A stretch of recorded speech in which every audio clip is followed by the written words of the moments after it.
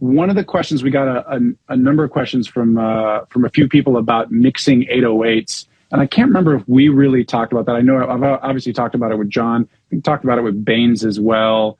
You know, you are working with one artist for the most part before you've gotten into the mixing stuff. Now you're mixing from lots of different artists. But even when you're working with Chris, it's lots and lots of different producers and different sounds. Do you have a general approach on 808s and low end?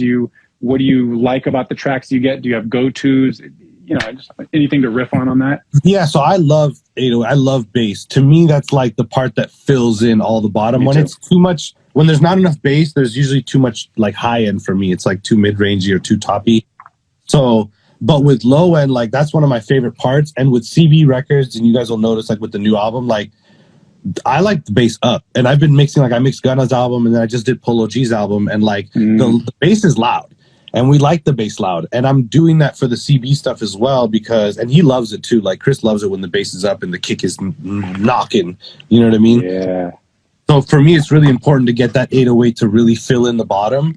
And I like to hear it like in the car where I'm feeling like I'm in sub frequencies. Yeah. Like it's a big, important part of everything. And I would say that the bass to me, if I can't get that right, I'll mute all the drums and get everything back and then figure out maybe there's a phase issue with the 808 with the kick, because that happens a lot of times. I don't know if you've ever noticed.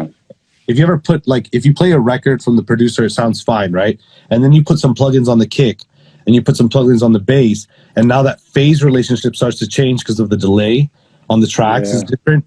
So I've had it where I've literally had sometimes 2 or 3 kicks that hit on a certain note won't hit, they'll cancel out. So what I'll do is I'll cut those kicks onto another track and I'll flip the phase on them, and that usually fixes it. So definitely a huge part of it is getting that 808 to hit way harder than in the demo, and be really full for sure. Yeah, it's something that, you know, people are always like, what EQ and do you saturate and do this? Getting the phase right between the kick and the 808, because every note's different, and the kick is staying the same pitch and the 808's changing. Getting that right is, far and away the number one thing. Do you ever? Yeah, go ahead. No, I was just gonna say about what the guy was saying. Like, do you EQ? Do you saturate? I think every 808 is different. So I've gotten 808s that are way oversaturated already. I'm not saturating. I'm EQing a little bit, and I'm compressing and pushing it through this MuX limiter that I have and all this stuff. But there's you just need to know when to do certain stuff. Sometimes I get an 808 that's just lifeless. Yeah. Lifeless. And I'll put the Mike Dean plugin on there and I'll just fucking crank it and try to get something out of it and mess with it. Shout out Mike Dean plugins, those are great. Yeah, there's not a one thing, oh, you put this on the kick and that's good. Like everything is different. You know, once you start mixing all these records, and especially with Chris where I have so many different producers, all these sounds are different. Sometimes I get kicks and I'm like, oh, that's not a good kick. I wish I could swap it. You know, and I might even swap it and just tell the producer, yo, we swapped the kick, it hits harder or blah, blah, blah. It's just part of it, you know? It's interesting too, being in that position where you're with an A-level artist and you go back to a young producer and you go, hey, we switched up the kick. It sounds better. Chris loves it. I think 100% of the time those producers are like, no one amazing. You made it sound better. Yeah, it's kind of weird. Might get used. Because with CB, like any changes we make, everyone's always like,